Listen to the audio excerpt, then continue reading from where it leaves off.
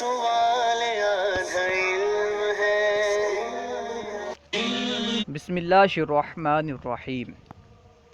آج ہم انشاءاللہ عز و جل قسطہ اور اقسطہ کے درمیان فرق جانیں گے۔ قسطہ باب ضرب یضرب سے ہے اور اقسطہ باب افعال سے ہے۔ آپ جانتے ہیں کہ باب بدلنے کی وجہ سے بعض اوقات معنی بھی بدل جاتا ہے۔ ٹھیک یہی معاملہ یہاں پہ بھی ہے، کیونکہ قسطہ باب ضربہ سے ہے، اقسطہ باب افعال سے ہے، دونوں کا باب الگ الگ ہے، اس لیے دونوں کا معنی بھی الگ الگ ہے، جدا جدا ہے۔ قسط الوالی تب کہا جاتا ہے جب والی ظلم و زیادتی کرے۔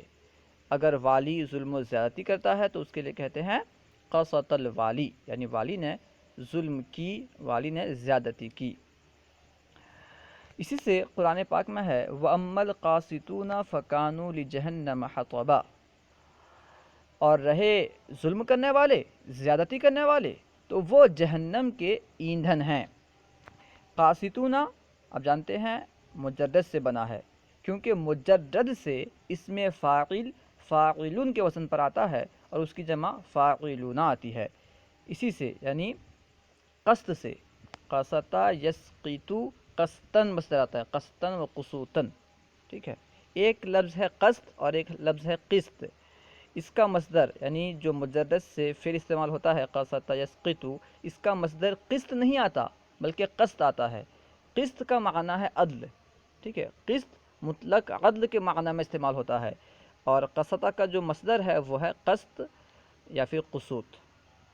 تو قسط سے بنا ہے قاسطون، ٹھیک ہے۔ تو اس کا ترجمہ ہے اور رہے ظلم کرنے والے، زیادتی کرنے والے، تو وہ جہنم کے ایندھن ہیں۔ اب دیکھتے ہیں اقسطہ کا کیا معنی ہے، باب افعال میں اس کا کیا معنی ہے۔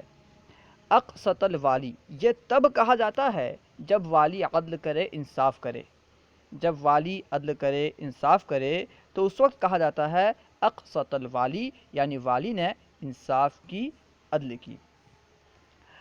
اسی سے قرآن پاک میں ہے ان اللہ یحب المقسطین، بے شک اللہ سبحانہ و تعالی انصاف کرنے والوں کو، عدل کرنے والوں کو پسند کرتا ہے۔